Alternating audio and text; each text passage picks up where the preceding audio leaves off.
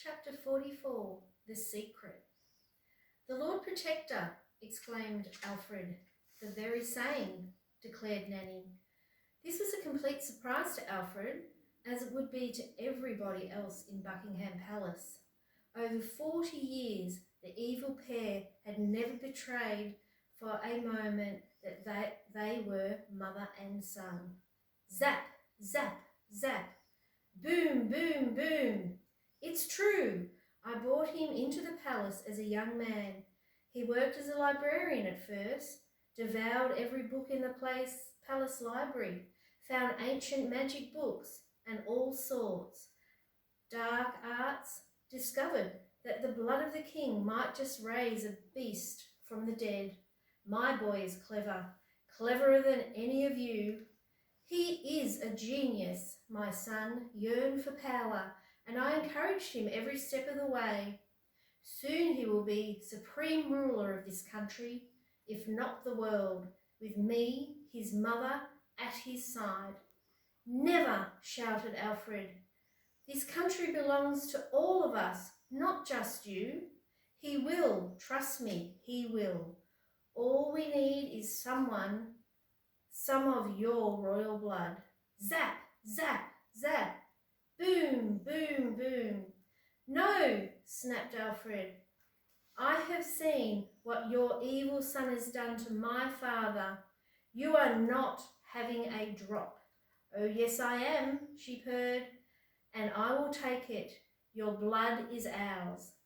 With that, Nanny took out a jewel-handled dagger.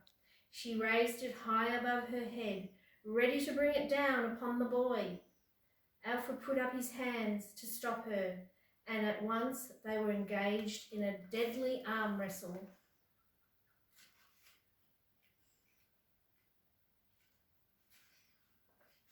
Zap, zap, zap. Boom, boom, boom.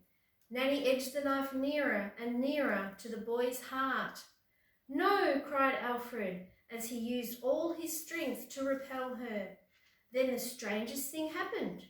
In an instant, the light in Nanny's eyes went out. She dropped the dagger, clank, and slumped down onto the stone floor beside him. Thud. Dead. Now Alfred could see that Nanny had a sabre sticking out of her back. Looking up, he saw that standing over her body was the Queen. "Don't you dare hurt my son," she said. "Thank you, Mama," said Alfred. "Anything for you, Lionheart." Might scuttled over to join them. "I never did like that woman," she remarked. Zap, zap, zap. Boom, boom, boom. There was the sound of a scream. "Ah!" It was Enid. She'd been hit. "Enid!"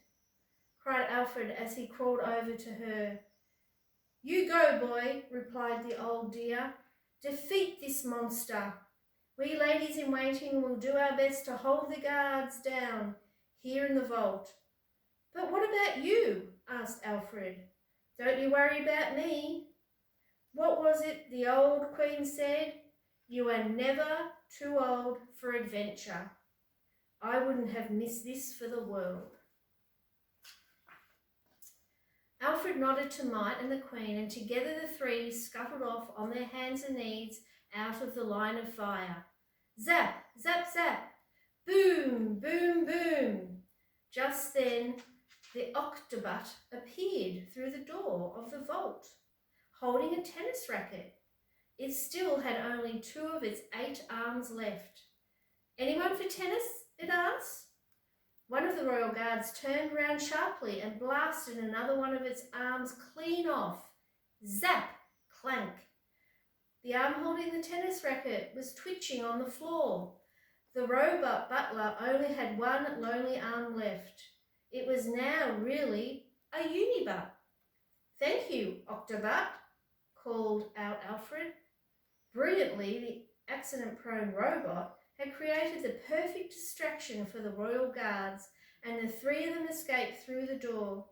"We made it," said Alfred. However, in the corridor, something terrifying was waiting for them.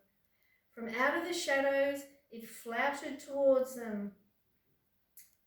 The three froze. It was the all-seeing